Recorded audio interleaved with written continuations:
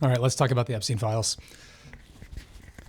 So I'm not going to be talking about the details of the Epstein Files. I'm not talking about the facts in the Epstein Files. I'm talking about the fact of the Epstein Files. And what I mean by that is that I really don't need to spend time litigating the specific circumstances of them, because there's a certain air of legitimacy that's already been added to the Epstein Files by the list of high-profile departures and resignations around the globe from people that have been associated with them. That implies an air of legitimacy. So I don't really have to go further than that, because the reality is there's enough smoke that we want to investigate a fire, and that's why we saw the Epstein Law come into play at the end of 2025. So what I want to talk about today is going to be a couple things, but the first one is about what it means to be in this environment right now, because there are quite a few people that are reeling, just shocked by this material, and some of them have already gone into that shock and come out. I know I remember when I started to understand that this was not conspiracy theory anymore. This was a global ring of elite child sex cultists. And that's a phrase that I would have only said in the past in association with making fun of conspiracy theorists. But this one is awkwardly exactly along the lines of what QAnon was saying. So yeah, just like QAnon said, another phrase I only said when I was making fun of conspiracy theorists. But this is where we find ourselves. So if you are one of the people that has already gotten out on the other side of this, you can skip ahead a little if you like. But I am going to try to give a helping hand to the people who are stuck. And maybe this is a helping hand you can extend to. For the people who are stuck, I mean, that is valid. That is very legitimate, because you might be asking yourself, what exactly is my relationship with my government? What's my relationship with my society? What is my relationship with my gender? And I don't just mean who am I and how am I identifying myself in society, which is the way gender is actually represented. I mean, it's more like for men who are starting to see that there's just almost no good examples of masculinity out there. Does this further compound the fact that men seem to be a problem sometimes? That's a question that some men, I hope, are asking. But that's not what we're talking about here. Here we're talking about the fact that some of us get shocked and stunned and eventually suppressed by this information. It is almost too heavy for us to carry because we can't make our world make sense, or we aren't ready to admit that some of the things we've said might be wrong. Okay, let me go into a little bit more detail on this, because then I want to offer a hand to get people out of that hole. But the first thing that I want to start with is context. Everything has a context. And so the context that we are experiencing around the discoveries of the Epstein Files include the atrocities of ICE in Minneapolis, Chicago, Los Angeles, Somerville, Massachusetts, where I am. We've all started to have a connection to somebody who has been hurt by this. If you don't know somebody who's been hurt by this, you might live in a contained facility. If you don't know somebody who has been hurt by this, maybe you don't know anybody. But it is very common for people to be aware of somebody who has either lost abilities, lost time, spent time in a detention center, been threatened by ICE officers, detained by ICE officers, assaulted by ICE officers. It's not hard at this point to know somebody who's been touched by this. So this kind of explains also why the president's polls are in the toilet. The lowest polling that has ever existed, to my knowledge, in America is currently describing the Republicans. And it's all because of Trump. He's the sandbag. So that is happening. We have the atrocities of ICE. We have the fragility of a presidential administration on the brink of being deposed potentially. And we have the growing realizations that the economy is actually going to crush us. Like the top 10% will make money, but not the rest. Next is to understand that in addition to ICE and this economy, we also have the horrors of the details of the Epstein file really ramping up the flames about living in an environment where this has happened. We have the growing realizations of the failures of the DOJ for decades. Even though Pam Bondi is perhaps the worst DOJ leader we've ever heard of, the worst attorney general on record possibly, there have been other bad ones, and there have also been good ones, and together they have all failed here. But Pam Bondi's in front of us today, failing harder than most.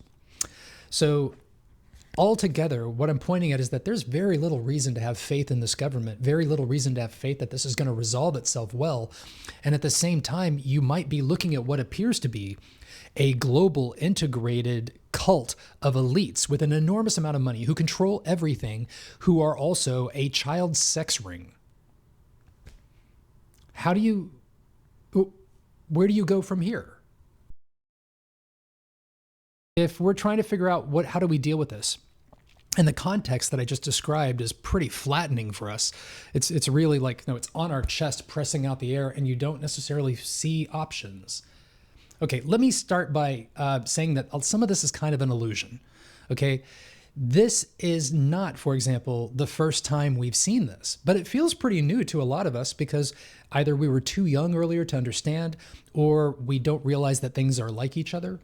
But before you say to yourself, we've never had a global elite ring of child sex predators that were able to control almost everything before, that's never happened. Well, let's play a little game. I'm going to say something, and I want you to try to remember the first thing you think of after I say it.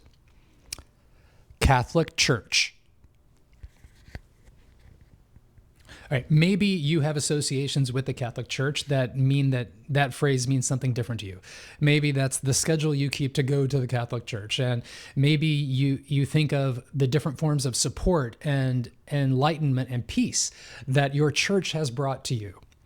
But for the other 99% of you that have an association with the Catholic Church, it may be just the minutia of being involved in the Catholic Church, the people you don't like seeing when you're there, the people you do like seeing. Maybe you have all that. Maybe. I'm trying to give you a little bit of room. But for everybody else, it's probably pedophile priests. That's what we think of when we hear Catholic Church. And this is because of decades-long scandals and cover-ups that were probably related to the Epstein Files. But we've already seen that playing out for decades. So I want to start off with the fact that this is not new.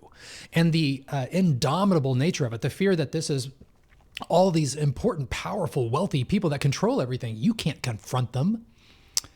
I would say that squabbling upward is uniquely American in how we do it. We're really good at it. And you're already watching what happens when the system starts devouring the people that fail it. So we're seeing the high-profile departures. We're seeing executives have to flee this. We're seeing executives have to explain it. We're seeing performers and artists and contributors and thinkers and less all having to step away or explain why they are involved in the Epstein Files the way they are after his conviction when they should have known. So understanding first, this is not new. And this is not as defensive as it seems, or defensible as it seems. We can take it apart, and it's already beginning to happen. The litigations are going to continue. There's a lot of people that smell blood in the water, and it happens to be the blood of people who took advantage of children and women, and sometimes men. So I want to start by dispelling some of that context because it was a little bit illusory. But I do want to recognize that it still makes a lot of sense to be overwhelmed given the nature of ICE, the economy, and the Epstein Files at once. That's a lot to carry. And if you were already enormously frustrated by what feels like and what is an authoritarian regime in the United States, exploring fascism as its new look, then one more thing might be way too much. You might have already been held down by the facts, and we're just adding on top of it now. Okay, so for those people that are being held down, that is not one party. That is cross-sectional. Bipartisanship in our government seems sometimes like a bygone era. And I'm going to say right now that there have been many, many periods of much greater bipartisanship, as well as periods of no bipartisanship. Today, one of the only examples of bipartisanship we have is the parties both demanding with near unanimous vote for the Epstein Files to be released. And that has been failed by a government. The one bipartisan, nearly unanimous thing that was passed did not get the government support. So I think it's important to recognize that. The government may realize just how weak they are to this scenario. But for you, who are trying to get out from underneath this weight, let's talk a little bit more about what that can look like. Okay, first, I want to point out that you will not be alone. Even in an environment where you might feel alone, If there are other people around, you are very likely not the only one feeling how you're feeling. My biggest suggestion is not to try to use a bunch of tools to get out of it.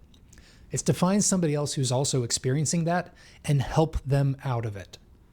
By having enough perspective to see another victim like you, somebody that is struggling under the weight of these ideas and what they mean, their consequences. If you can find somebody else that you can help, you have to look at the situation from outside of yourself now. It gives you just enough perspective that you might be able to see that it's not such an enclosed cage. It's actually a cage that you're deciding to stay in until you start dealing with it. So talking with other people in the same moment can help both of you get out of it by seeing somebody else's perspective, by seeing that your perspective is not the only one you have to occupy. So if you want to have that conversation, but maybe you're not somebody who's good at that, or maybe you don't know how to start it, let me offer you some suggestions. If I'm talking with my friends that I don't know where they are with this, but I do think that they are my friends and they get me and I get them, and maybe there's a love here, there's community, then these are people I should be able to tell that I don't recognize my government anymore. And I'm not really sure I recognize my relationship with it either. This has started to raise a lot of questions for me, and they're important because they're keeping me awake at night. They're destroying my ability to have a successful life. I want to talk with you because I just feel like you get me, and I feel like you would understand my predicament and that it might help for me to say it out loud to someone. I think that will work. I think a lot of people would be willing to talk to you, and I think you can open doors that way. But helping somebody else, the easiest way out of this hole, if you're stuck in it on your own and you really don't feel like you have that other avenue, then the best I can offer you here is that you might want to try putting something in the comments, because you're going to find like-minded individuals. You'll probably also get some people who want to argue with you over something stupid, but you will see that other people have a similar perspective. Read the comments even. You don't have to add to them. You're probably going to see something that feels familiar. And that's not the same as going and talking and helping somebody else out, but it is kind of in the same flavor. So we just need your mind to be able to look outside of the box you're in long enough for you to get up and step outside of it too.